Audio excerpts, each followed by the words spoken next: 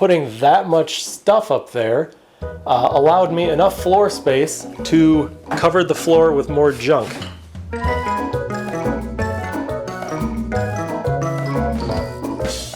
So I didn't really organize when I packed them away. I just stuck them in boxes labeled garage.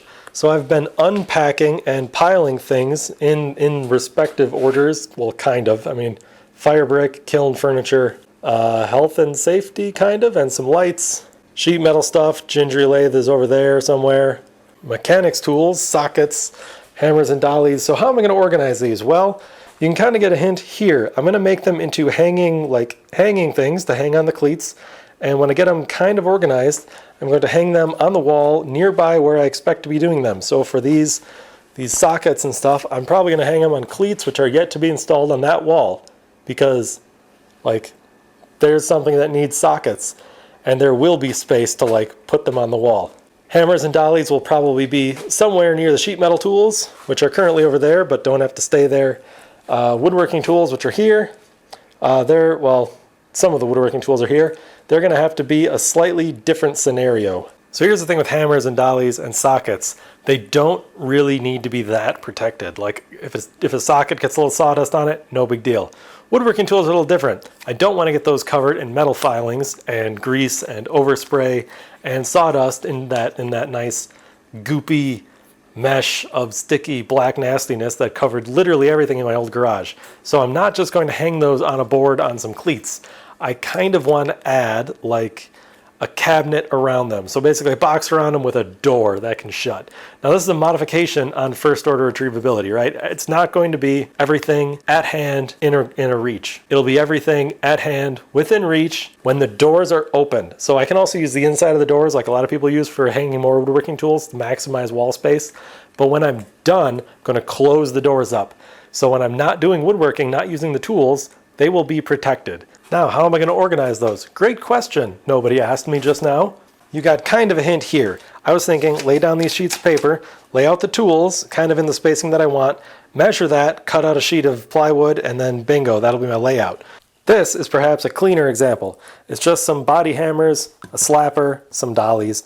Pretty sure I had more dollies than this, but maybe I'll find them in boxes that I haven't unpacked yet. Who knows? So I'll make this a little oversized. So this is kind of a size that I'm going for. So if this were on a sheet, I could have the sheet, even 20 inches, and then width-wise, 2 feet. So 2 feet by about 20 inches. And then I could add like a shelf on the plywood, maybe a little box shelf. And on the back of this, on the back of the plywood, I'll just put a cleat along the top. Now this is long enough that there are going to be other cleats running along the bottom. It's not that heavy, so it doesn't need the extra strength, but the cleats running along the bottom will kind of stop this from leaning inward. It'll be held out by the cleats on the bottom, and I can just grab it, lift it up, and move it should I want to move it. So we're going to make this one on camera because this is simpler. But I'm going to have to clear all this crap off. That's not going to be fun. This is my workbench now. So I cut this the same way as I was doing the cleats, basically just fence, clamps, circular saw, no brainer. And then I laid it out on the table and started kind of laying out the tools. Now I want the tools to be like compact enough that it's space efficient, but I also don't want them like crammed together. I want to be able to reach and grab one without knocking one of the other things off. I just kind of laid it out and then used like a pencil to mark where I want to put the screws. This is going to be really simple. Just a couple of screws into the ply, sticking out, and everything's going to hang on the screws. And lastly, we can't forget the earthquake test. It doesn't always go perfect the first time, but little adjustment later and we're fine. It'll be fine. I don't get earthquakes in Wisconsin. So putting the cleat on the back is also pretty easy. This is a 2-inch cleat, like 2 inch from the top to the bottom of the point thing. I did that for clearance reasons, you'll see in a minute. And you really only need like 4 or 5 screws. I think going into this, I drastically underestimated how strong all this stuff is going to be. Just like 4 or 5 screws is super strong. Just a few screws is strong enough to hold like literally a plate of hammers up. And hanging it up here, you can see why I went with a 2-inch cleat, which by the way is plenty strong. You don't need to go any bigger than that. The 2-inch hanging cleat allows me to put it on the top wall cleat below the struts that hold up the shelf. Plenty of clearance, plenty of strength. This all worked out just fine. Unintentionally, because I didn't really plan that all that well. Speaking of not planning things all that well, if you see the back, sometimes the screws poke through. Now if they line up between the cleats, it's not a big deal, but in this case they kind of were going to hit the cleats. Now it's going to push this out. A little bit of angle grinding, fix the problem right up. Just make sure not to trim it like super duper close to the plywood, because you still need enough screw there to like hold this stuff up. So these maybe stick out like a 32nd of an inch. That's fine. Nifty shortcut I found. Got a bunch of wrenches. Just put nails and screws straight into the cleat hanger thing. There's no board. This is just the cleat that goes on the back of this. Nails in there, screws in there. Metric, standard, some crescent wrenches. Pretty strong.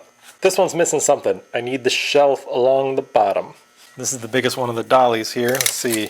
2.5 inches deep. I think I have some 1x3s, 1/2x3s, whatever. That'll work. In some number of feet long. 23 1/4 by, that's less important.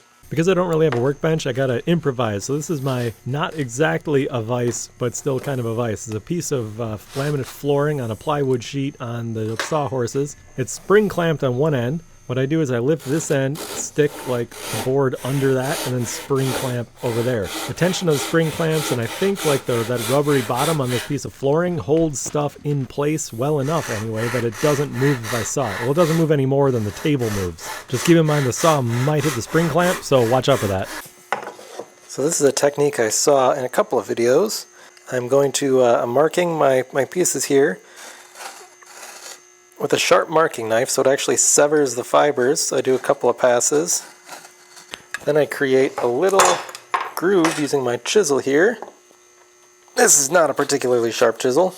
I think I last sharpened this thing like 10 years ago. Works for this purpose though.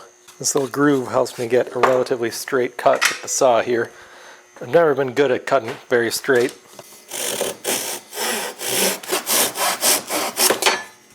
Not the straightest saw cut, but pretty good. Now to true these up, I'm going to use a shooting board. This is my shooting board. It's very temporary. This is one of the cleats. This is the plywood sheet on sawhorses that I'm cutting cleats from. This is just a piece of wood. I stuck the square on the end of this, screwed it on 90 degrees. I left this edge protruding a little bit, and I took a jack plane and just shaved it down. So now this is flush with that. I just use simple clamps, clamp it on the bench, stick the board up there, plane here, and it shaves it nice and square. Huh, you can't see from your angle, can you? Well, I will never be mistaken for a filmmaker, that's for sure. This just takes a shaving off the end grain. Compensates for terrible sawing. I hope this makes it plainly obvious why I need a bench that doesn't move around. Unfortunately, my old ones were bolted to the wall at the old house and they're still there, so that's a project for the future. That's a good sound. That blade is really dull and there's a notch in it. It's drawn this nice line across the end. This is aspen wood, by the way. It's the only stuff I could get that wasn't like potato chipped from Menards at the time. So how am I going to attach these boards together to make the shelf? There's like a million ways of doing it, and frankly all of them are fine. They're all going to work just fine. There's like glue and screw, which I suppose is fine. Nails, you know, air nailer. I have an air nailer somewhere. I don't know what box it's in though. And I can't power up my air compressor at the moment. There's like pocket screws, just glue it up, butt joint, biscuits, a million different ways. It's completely irrelevant. This doesn't have to be a strong shelf. But most of that stuff requires tools that I don't already own. Because I'm not going to go buy any because I'm kind of a cheapskate. But this cheapskate owns a dovetail saw, and I don't really know how to use it. So I'm going to practice on the crap that I don't care if it looks good or not. Alright, so this is my marking gauge. I'm going to mark these a 32nd over because I cut this board a 1/16 too long. So if I could take a 32nd off each end, I have proud dovetails. This, by the way, terrible marking gauge. It's a case where I bought it, brought it home, and it was completely unusable. Don't remember where I got it, but I had to modify it to make it like function. It wasn't expensive though. Then just to help me see it a little better, run a pencil line straight down the groove. Whoops. This piece is going to be bottom, so it's going to have the pins in it. And the great thing about a dovetail is that it resists the joint being pulled apart in one direction in the absence of glue. This is going to have glue on it, so I'm mostly doing it just to practice using the dovetail saw on a project that I don't really care about that much. And with wood prices the way they are, I'm certainly not going to like buy scrap, buy extra wood or use scrap or something, because I don't have any scrap. So get practice where you can. Ugly shop shelf, perfect practice, because it's going to hold together. It's going to hold together just because of the glue. I'm not going to walk you through how to do dovetails because I am the absolute last person who should be telling anyone how to do dovetails. There's endless videos on YouTube, and there's a whole bunch of stuff in books, and it all contradicts each other, but they all seem to work. So I guess try out a bunch, see how it works. I will tell you one tip from experience. When you have things marked out and sawed and all that, take a pencil and mark the waist. I can tell you this one from experience because if you watch carefully, I cut one of the pins off. Whoops. I would say it's going to happen to people sooner or later, but this one shelf has more dovetails on it than I've ever cut in my life. So for me, it definitely happened sooner.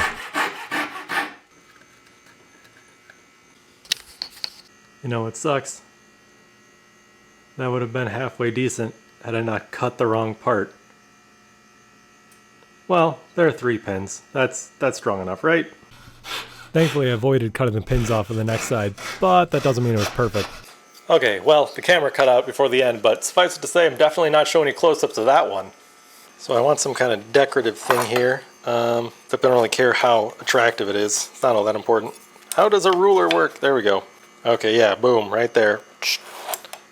Cut at an angle. Perfect.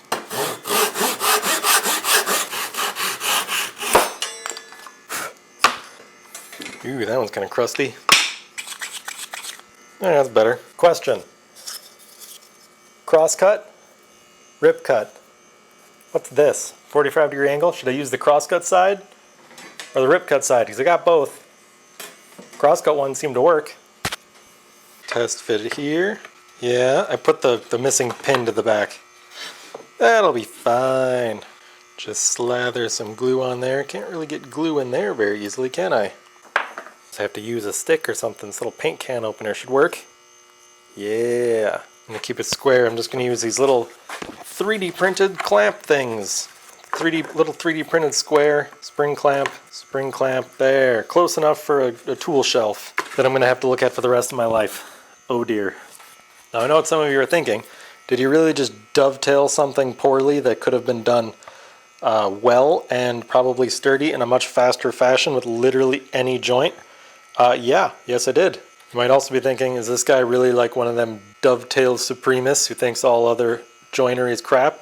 Nope. There was a great video recently by Bourbon Moth Woodworking or something, and he tested a bunch of joints, and the winner of that is, well, I'm not going to tell you, because you should go watch it. It's pretty cool. I was not surprised by the winner. I was surprised by the second place in his joinery strength competition. That's a much tighter joint. There we go. The real reason I dovetailed this thing is because I paid good money for that dovetail saw like 10 years ago, and I never really did use it. So I'm going to dovetail like everything until I stop sucking at dovetailing, and then I'll switch to something else maybe. At least it's fun. I can probably fill some of these gaps with some more glue. Yeah, save me, tight bond. You know, as crappy as these dovetails are, they would probably still hold the joint without glue with the almost no weight that I'm putting on it. I'm going to put like 3 pounds of weight on it. Boom, and don't tell anyone I cut off one of the pins. Shh. So here's just another example of like a similarly built shelf, I guess, although it's not very long. I built this to hold a fire extinguisher. I'm not even going to put this on a sheet of plywood. I'm just cutting out a chunk of cleat that I'm going to screw onto the back of this, and I'm just going to hang this thing straight on the wall. Just one screw in each side of that cleat is plenty strong enough for the fire extinguisher. Fire extinguishers aren't super light, but I kind of just wanted to see if this would work at all. And perhaps unsurprisingly at this point, it worked fine. It's not as blindingly obvious where I put it though as I would like for a fire extinguisher. I should paint that red. So for this next step, it's really important to have a filthy workbench. Just kidding. So I just unclamped it here, and you can see the proud dovetails, they stick out. I intentionally made them a little bit long. So what I'm going to do is shave them down to size. I'm going to use this block plane here. And I got to say, I got this block plane like 10 years ago at Woodcraft. It's a Wood River Chinese built block plane. I always thought it worked fine, totally fine. And then recently I got like a honing guide and I sharpened. I decided, I'll try sharpening the blade. Holy crap, that really makes a difference. Now it just like glides through end grain like nothing. I could have been shaving stuff all this time. And sure, literally everybody told me to sharpen tools and they work a lot better, but I ignored them and I really shouldn't have. Then I screwed the shelf on that sheet from the back using the same kinds of screws that I use for the cleats. Nothing really fancy. The good news is these screws will also hold the thing kind of together just in case those joints fail. There's screws like in the sides and in the bottom. So assuming these poorly made joints fall apart, even though they're held together with Titebond, which is insanely good, if those fail, the screws will still kind of hold everything up, especially because there's not a lot of weight on here. This one also fits on the wall underneath one of those shelf support things, although I didn't plan super well, and the bottom of this shelf covers up the top of the cleat below it. So I can't put anything immediately below it unless I design it to hang, an inch or so below the top of the cleat. Although as you can see, I can slide some stuff underneath the board there. It's got the ratchets on it, the sockets. Although I do have to kind of pick it up and slide over. I mean, that's all possible with cleats. And I can always move things around. Like if I drop the hammers down one cleat, I can put stuff above it. That's a nice thing. It's endlessly configurable here.